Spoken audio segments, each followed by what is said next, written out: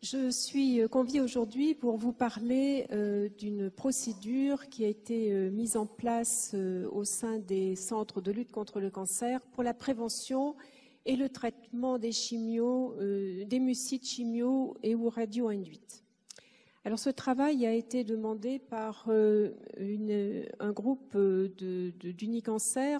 Ce groupe s'appelle GPIC, c'est le groupe pour la prévention des infections en cancérologie que dirige le docteur Pierre Berger. Et il m'a demandé de travailler là-dessus sur ces mucites parce qu'en fait, chaque région ou chaque établissement avait son protocole et tout se faisait, je ne veux pas dire n'importe quoi, mais enfin il a fallu qu'on essaye d'harmoniser un petit peu ces traitements pour faire ce travail et essayer de le communiquer à tout le monde.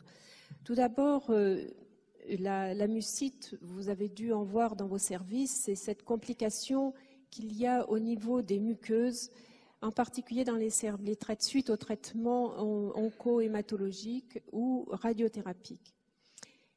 Alors ce groupe de travail s'est appuyé sur des références récentes, parce qu'on a voulu essayer quand même de faire un travail récent, donc 2010-2011, et on nous a fait cette procédure en 2012. Il peut y avoir des améliorations, bien sûr, par la suite, mais au moins, ça sert de référence. Alors, à qui s'applique cette procédure ? Tout d'abord aux médecins, aux odontologistes, quand il y en a dans les services, et bien entendu aux soignants, infirmiers, aides-soignants et diététiciens. D'ailleurs, beaucoup de tous ces groupes ont travaillé sur l'élaboration de cette procédure. La définition de la mucite, on a voulu que ce soit quelque chose de simple, c'est-à-dire c'est une altération des muqueuses qui recouvre l'intérieur des cavités et des viscères, et on appelle ça plus simplement une stomatite. Tout d'abord, il va falloir réaliser un bilan bucco-dentaire.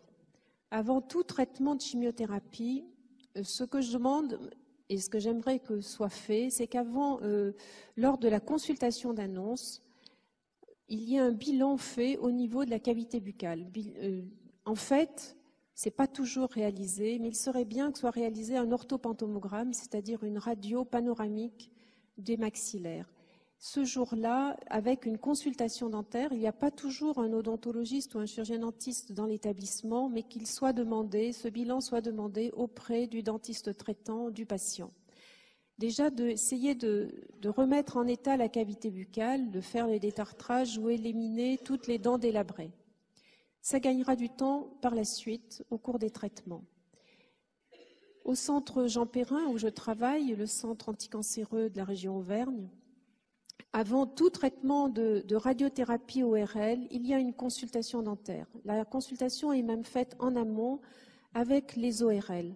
Dès que les ORL ont une endoscopie ou une chirurgie, je vois leurs patients pour qu'un bilan dentaire soit fait et toutes les dents délabrées sont éliminées lors de la chirurgie, sous anesthésie générale. Déjà, le patient est beaucoup moins inquiet. On a beaucoup parlé de stress tout à l'heure. On apprend au patient qu'il va avoir en effet une biopsie ou une intervention, plus des avulsions dentaires. Donc tout ça se cumule et les avulsions seront faites pendant le temps opératoire sous anesthésie générale, ce qui va éviter déjà un peu de stress au niveau du patient. Donc ensuite, moi, les patients, je les revois au moment du traitement de radiothérapie, avant la radiothérapie, où je complète l'éducation à l'hygiène et en même temps sont programmées des prises d'empreintes pour des applications de fluor. Tout ça, c'est fait pour que l'hygiène bucco-dentaire soit maintenue au cours des traitements. Bien entendu, si c'est de la curithérapie pour un traitement une curithérapie ORL, il y a également toute cette mise en place. La prévention de la mucite, comme je vous l'ai déjà un petit peu dit, commence par l'information sur l'hygiène bucco-dentaire. Ça vous paraît simple, mais tous les patients n'ont pas l'utilisation d'une brosse à dents et il faut en parler, bien lui expliquer que plus sa bouche sera saine, moins il y aura de complications par la suite. Donc on ne conseille pas les brosses à dents électriques parce qu'elles meurtrissent un peu trop les gencives, surtout des gencives qui vont risquent d'avoir des brûlures dues aux radiothérapies ou aux conséquences des chimiothérapies. Le patient qui a une prothèse dentaire, il faut aussi l'éduquer pour lui dire de la laver après chaque repas. Alors ces informations, comme je vous en parle, seront faites dans le service d'oncologie comme en radiothérapie. Le médecin prévient le patient des risques d'ulcération à la suite des traitements et un document d'information est donné au patient et bien sûr tout ça est tracé dans le dossier médical. Cette éducation est une éducation pluridisciplinaire. Tout d'abord, moi j'essaye de faire une partie du travail, mais dans le cadre d'hospitalisation, le personnel soignant aura aussi un rôle à jouer, c'est-à-dire vraiment faire attention que le patient ait une hygiène bucco-dentaire et également qu'il devra faire les bains de bouche quand on lui l'indiquera plus tard. Nous avons également une consultation diététique. Je demande très souvent appel aux diététiciens et une fiche nutritionnelle est donnée au patient pour lui indiquer ce qu'il devra manger et surtout ne pas manger lors des traitements de chimiothérapie ou de radiothérapie ORL pour éviter des blessures, enfin des gènes complémentaires ou supplémentaires lors des traitements. Donc là, vous avez une fiche je ne veux pas la détailler parce qu'on a un temps un petit peu réduit. Alors, je vais un petit peu vous parler des différents grades de la mucite. La mucite, qui commence en radiothérapie à partir de la 15e séance de radiothérapie ORL, et lors des chimiothérapies, c'est environ 6 à 8 jours après une chimiothérapie. Peut apparaître au niveau donc de ces muqueuses les ulcérations suivantes. Donc le grade 0, c'est lorsque la muqueuse est normale. Le grade 1 commence une rougeur. Donc la douleur est modérée et il y a une alimentation tout à fait normale encore à ce niveau. Le grade 2, pour vous donner un exemple, c'est le stade de l'aft. On a tous plus ou moins eu un aft, on s'est mordu la langue, donc ça fait une ulcération, c'est ce qu'on appelle le grade 2. Donc la douleur là est un peu plus importante et comme vous pouvez le voir sur le schéma, les ulcérations sont non confluentes. Le grade 3 est comme antalgique, ce sont style Doliprane, enfin un antalgique simple. Le grade 3, l'alimentation ne sera plus qu'une alimentation liquide et les douleurs sont plus importantes. Donc on passe à un palier supérieur et là la différence c'est que les ulcérations sont confluentes. C'est beaucoup plus gênant, surtout pour l'alimentation, et c'est là où on a besoin des diététiciens.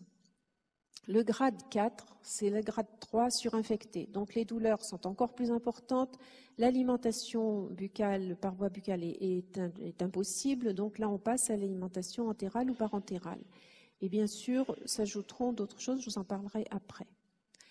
Ça, c'est un schéma, vous pourrez lire après tranquillement l'explication des dégradations de la muqueuse. Donc vous voyez à gauche, c'est une muqueuse normale et lorsqu'on est en phase 4, il y a une dégradation et atteinte des terminaisons nerveuses. C'est pour ça, à ce stade-là, c'est très douloureux. Que va-t-on faire ? Dès l'installation du traitement, et donc à partir pratiquement du grade 0 et même du grade 1, on prescrit des bains de bouche. Alors ces bains de bouche, on demandera à ce qu'ils soient faits 8 à 10 fois par jour. Ils seront bien entendu sur prescription médicale. Ce que l'on a retenu, et c'est dans toutes les recommandations maintenant, c'est du bicarbonate de sodium à 1,4 pour 100%, 1,4% pur, sans adjonction d'autres produits. J'insiste bien, sans adjonction d'autres produits. Alors, on commence par donner 500 millilitres parce que une fois que le flacon est ouvert, il y a une date de péremption qui est de 8 heures. Tout ça n'est pas très connu, mais il faut éviter quand même que ces bains de bouche traînent 2-3 jours dans les chambres sans qu'ils soient utilisés. Donc c'est là où les soignants ont un rôle très important, c'est d'insister pour que le patient fasse bien ses bains de bouche très régulièrement. En gargarisme si possible et en essayant de le garder au moins 30 secondes à 60 secondes dans la bouche et tout ceci à distance des repas. plus la bouche sera propre, plus la bouche on aura un petit peu moins de problèmes de grade 4, c'est sûr.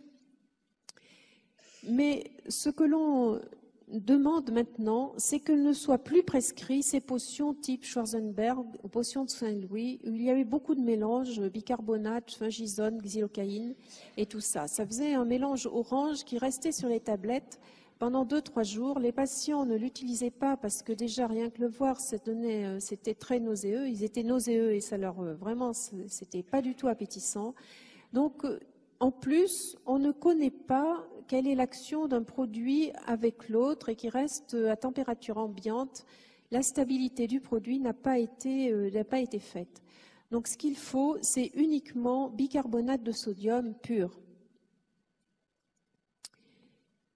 À partir du grade 2, il y a dans certains services, dans certains établissements, comme on peut en avoir un au centre Jean Perrin, un laser basse énergie, hélium-néon, et on fait un balayage de ce faisceau lumineux sur la zone qui est blessée, et ça peut se faire 3 à 5 fois par semaine, tout dépend de la disponibilité. Une fois que le balayage laser sur cette zone qui est irritée et qui est douloureuse, on applique du gélonette, c'est du tulle gras, mais ce que je demande, c'est qu'avec le doigt, on récupère le gras sur le carton et on le passe directement sur les muqueuses, sur la zone qui est blessée et également sur les dents. Parce que ça sert de lubrifiant, parce que très souvent, dès l'instant où il y a une blessure, il y a une irritation supplémentaire avec le contact avec les dents. Donc vous essayez, ça apporte immédiatement un soulagement au patient, simplement parce que c'est un lubrifiant. On a choisi gélonette parce que c'est celui qui adhère mieux aux muqueuses. Il y en a d'autres, Gelcat, ou il y a d'autres choses qui sont utilisées dans certains services, mais vous-même essayez ce gras cette paraffine, hein, c'est uniquement de la paraffine, essayez vous-même et vous verrez que c'est très confortable pour le patient. Bien entendu, s'il y a de la radiothérapie, ce tulle gras sera mis après la séance de radiothérapie. Si le patient est sous oxygène, sous lunettes, il n'y a pas de problème, mais si c'est un masque, il ne faut pas mettre de gras sur les muqueuses. La prise en charge de la douleur. Donc, il y a les gels de xylocaïne qui sont donnés, mais il faut bien entendu évaluer le bénéfice-risque, parce qu'au niveau de la cavité buccale, il y a quand même des fausses routes. Alors, un patient qui fera très attention, s'il a un aphte ou une ulcération importante au niveau de la lèvre, il peut mettre du gel de xylocaïne. Mais enfin, si c'est près des amygdales, faites attention, parce que s'il boit derrière, il y a quand même un risque de fausse route. Il y a également aussi les allergies à la xylocaïne et également un retard de la cicatrisation. Donc, faites attention pour faire utiliser ces produits. Lorsqu'il y a une candidose, voilà différents schémas. Qu'est-ce qu'on fait? Alors, dans un premier temps, nous avons convenu de donner fungizone, qui est très active au niveau de la cavité buccale. Alors, c'est 4 cuillerées à café par jour, après chaque repas, à garder un peu dans la bouche et à avaler. C'est pour ça que la potion de Schwarzenberg n'était pas très bien, parce qu'en fait, s'il y a du candida, il y en a tout le long du tube digestif. Donc, il faut traiter au niveau de la cavité buccale et également avaler pour que au niveau du tractus digestif, ce soit traité. Si au bout de 3 jours, il n'y a pas d'efficacité avec fungizone, à ce moment-là, on fait un prélèvement pour essayer de sélectionner ce qui sera compatible pour traiter ce candida. Il y a des comprimés qui s'appellent l'oramique, qui peuvent être utilisés, mais les patients qui sont en radiothérapie ou avec certaines chimiothérapies, ils ont une salive très épaisse et il est impossible de faire fondre ce comprimé. Si c'est un patient qui a une salive normale, ce comprimé est mis au fond du vestibule et il est également très très actif et au moins ne donne pas de nausées aux patients. C'est ce que je viens de vous dire. Alors, pour une surinfection virale, alors une mucite herpétique, c'est très typique, c'est pas souvent, on n'en voit pas souvent, mais ça existe. Ça se présente au lieu qu'il y ait des ulcérations, comme vous avez vu tout à l'heure, c'est des bouquets d'ulcérations. Et à ce moment-là, eh ben, il faut donner un traitement antiviral spécifique. Et ça, vraiment, c'est très efficace. Lorsqu'il y a une porte d'entrée bactérienne, on ne donne pas systématiquement une antibiothérapie, mais bon, moi, étant dentiste, en plus, je sens une odeur fétide. Et là, en général, l'action de l'antibiotique est très efficace, mais ça ne doit pas être donné d'une manière systématique. Tout comme la fungisone, d'ailleurs, ne doit pas être donnée de manière systématique. Il faut attendre quand même qu'il y ait l'apparition d'un candidat. Voilà, si au niveau des douleurs, eh bien, il faut demander aux médecins de la douleur ou bien les radiothérapeutes ou les oncologues traitent, donnent ce qu'il faut comme antalgique et augmentent les paliers au fur et à mesure de la douleur. Je vous remercie.